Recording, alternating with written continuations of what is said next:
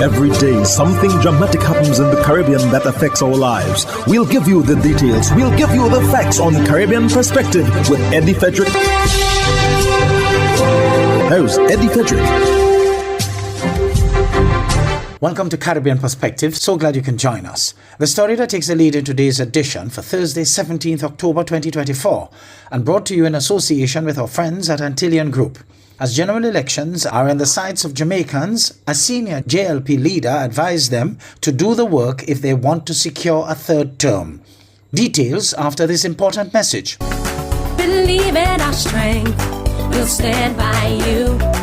Protection from all, perils big and small. Reassurance we give, it's so glad to see. Peace of mind, that's our service guarantee. We look after all our family. Yes, we do at every opportunity. Antillean Group, underwriters of all classes of insurance solutions for your protection and investment. Live well financially.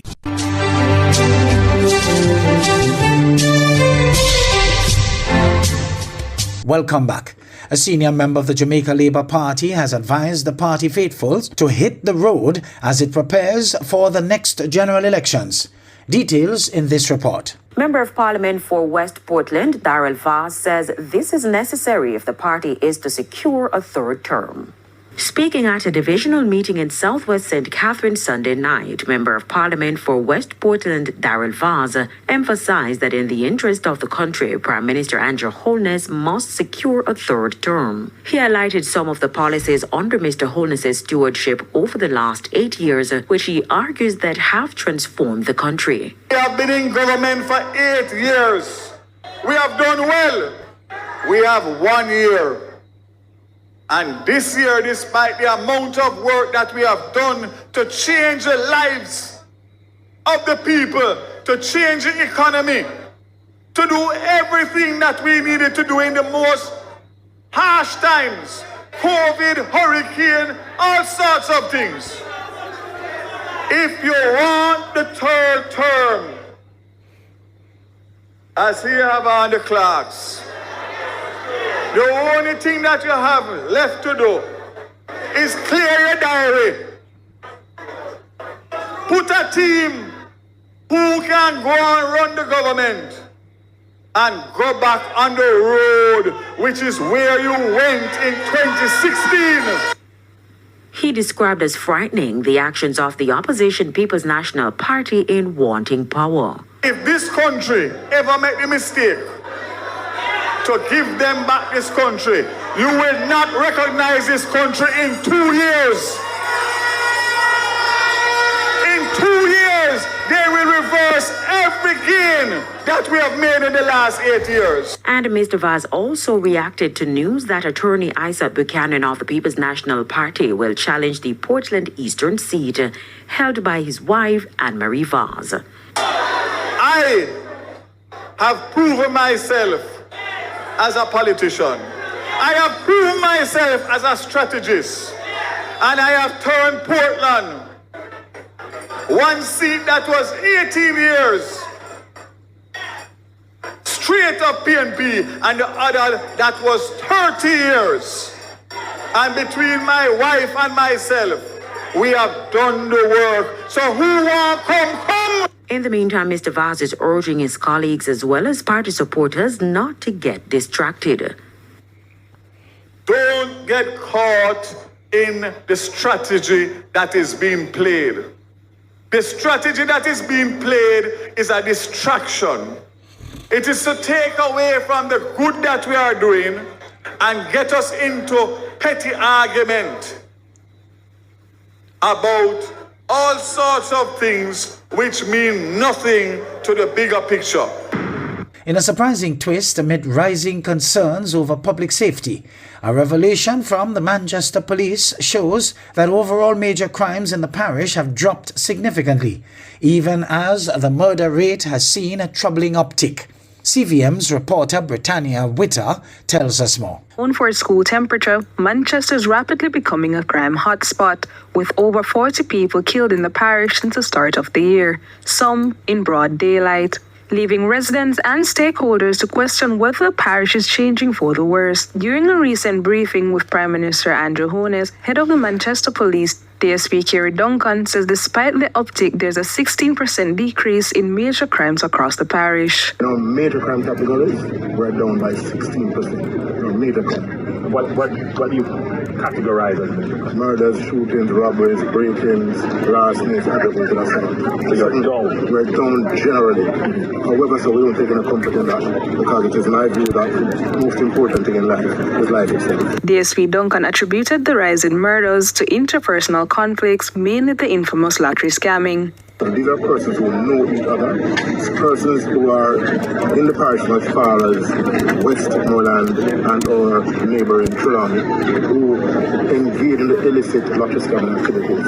And because they were once friends, now we're seeing it falling out because of the spoils. So it tends to need interpersonal, because there are persons who are connected by way of family, friends in a particular community. Meanwhile, Holness shared plans to have discussions with key stakeholders to bolster support for law enforcement agencies in their ongoing battle against crime. So I'm encouraging you to put in as much effort and the resources, and I will be having discussions with the Commissioner and the Minister of National Security to ensure that this emerging problem of lottery scamming does not gain any roots and become a significant challenge here. So you have your task cut out for you. A series of curfews have been imposed to thwart criminal activity in sections of the parish. Britannia Whittle, CVM News. Jamaica's Chief Justice reminds all that the maintenance of the court's facilities island-wide is a shared responsibility of the Ministry of Justice and the Civil Administration Division, CAD. More in the CVM News item. Chief Justice Brian Sykes' acknowledgement comes 2 months after Minister of Justice Delroy Chuck said the responsibility for the maintenance resides with the Court Administration Division. Mr. Chuck said the CAD is well-resourced to improve the conditions of the courts. Speaking at this morning's press briefing, Justice Sykes says the issues in the courts are not new. He pointed to a report which was conducted in 2007 by a government-ordered task force. That report indicated that there was a significant problem with the court infrastructure. It was described as old and dilapidated and inadequate. This is all in the task force report of 2007. Since 2007, and certainly by 2009, it was well known that our court infrastructure was poor and the courthouses decayed. But nonetheless, the judiciary is committed to providing the best quality service in the circumstances. Saturday evening's kidnapping of Suvish Ramnarine in Trinidad and Tobago by men dressed like police officers is one of the 3 in central Trinidad in the last 4 months. A ransom demand of $3 million has been made for Ramnarine's safe return. Chaguanas Mayor Faik Mohammed is calling the kidnapping a direct attack on business community in Central and Chaguanas. He is now concerned that business owners are considering taking matters into their own hands through vigilante justice. Otto Carrington of CNC3 News has more on this developing story. These are the moments leading up to the kidnapping of 33-year-old central businessman Suvish Ramnarine, also known as Cooksey, who was abducted by 5 men posing as police officers from Rob's Bar on the Southern Main Road in Warrenville, Cunupia, just after 7 on Saturday evening. Cell phone video taken by an onlooker saw Ramnarine, the owner of Costura Trading, being forced into a black SUV equipped with blue lights by the 5 men. The men also took Ramnarine's black Prado. Unaware of the actual situation, eyewitnesses at the scene believe the men were legitimate police officers. The ransom demand for Ramnarine came at 7:23 p.m. when a close relative received a call from the victim's phone. $3 million was demanded for his safe return. Ramnarine is the 3rd businessman to be kidnapped in Central in 4 months. The first was Komal Maharaj, who was eventually found in Cedrus. The second was the kidnapping and murder of Sachal Kunj Bihari, a 32-year-old businessman from Felicity. Last night's kidnapping of Ram Narayan makes it the third. The pattern is concerning, says Shogunas Mayor Faik Mohammed, who believes Central Trinidad's business community is under attack. He is calling for urgent intervention to protect business owners and restore confidence in the community's security. I wouldn't doubt if this have a link to some kind of extortion. I'm just saying, but all these things could be linked. And for someone to say that there isn't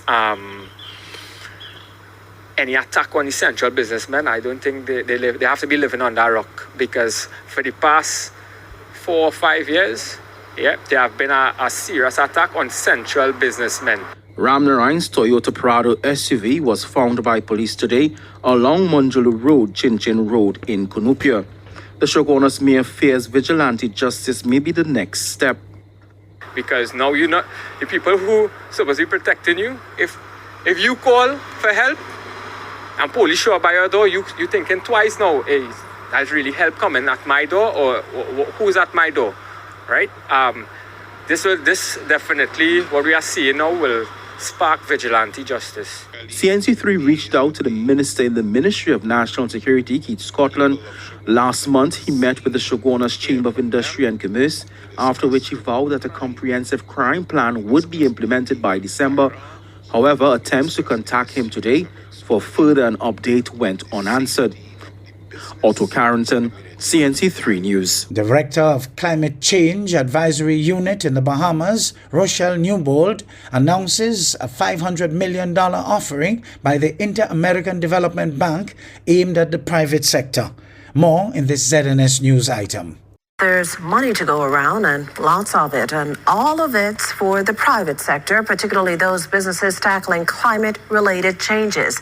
The fund, facilitated through the Inter-American Development Bank, gives access to some $500 million. As Director of the Climate Change and Environmental Advisory Unit, Rochelle Newbold explained during this morning's Office of the Prime Minister briefing, it's a 5-year project. Your project proposals can span anywhere from 1 to 2 years to the full 5-year rollout. We are looking for big projects that'll have large impacts. We're talking about $500 million, okay? So we want people to think big in terms of their project proposals that they're going to submit, keeping in mind that we are not alone in this bid. The offering, a competitive one, as companies in Trinidad, Barbados, Jamaica, Belize, and the Dominican Republic are also vying. You will have to meet certain criteria.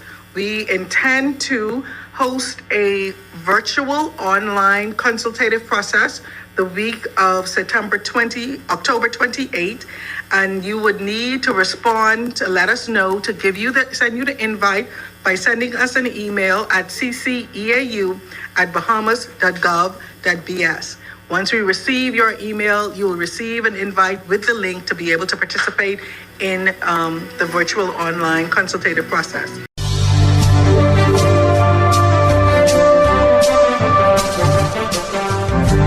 I am Eddie Frederick. This has been Caribbean Perspective, a whole new approach to highlighting developments in the Caribbean. In the meantime, please follow us on Facebook and subscribe to our YouTube channel for daily regional news and more, in association with our friends at Antillian Group. Believe in our strength, we'll stand by you. Protection from all perils, big and small. Reassurance we give, it's so clear to see. Peace of mind, that's a service guarantee. We look after all our family. Yes, we do at every opportunity. Antillian Group, underwriters of all classes of insurance solutions for your protection and investment. Live well financially.